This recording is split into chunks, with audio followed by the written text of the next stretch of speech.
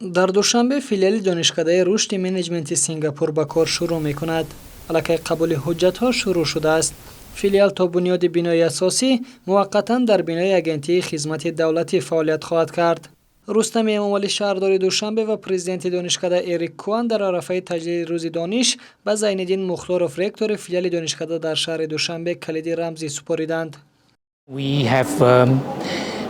تشبث مذکور در اساس میسی ما یا که رسالت ما که پهن نمودن فعالیت ما در سطح جهان می باشد برمی آید. نظارت صفت و آن مناسبتی که ما نسبت پیشنهاد تحصیلات استفاده می بریم برای ما تامین همین گونه صفات را در تاجیکستان هم امکان پذیر می کند.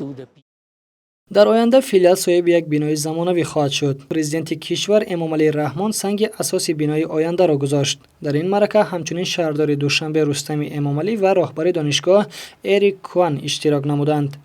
این فیلیال در آینده می تواند 2500 دانشجوی را از روی سمت‌های منیجمنت صنعتی، سیاحت بین‌المللی و مهمانداری و همچنین امنیت اطلاعاتی و کیبرنتیکی به تعلیم فرا بگیرد.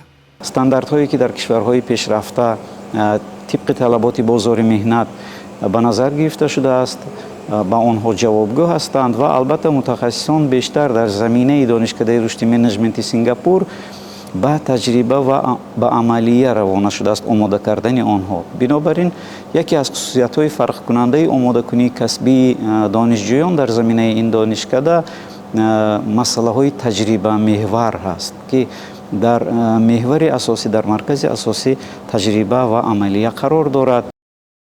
این دانشکده سال 1956 تأسیس یافته کهن‌ترین مکاتب عالی غیر تجارتی در سینگاپور دانسته می شود.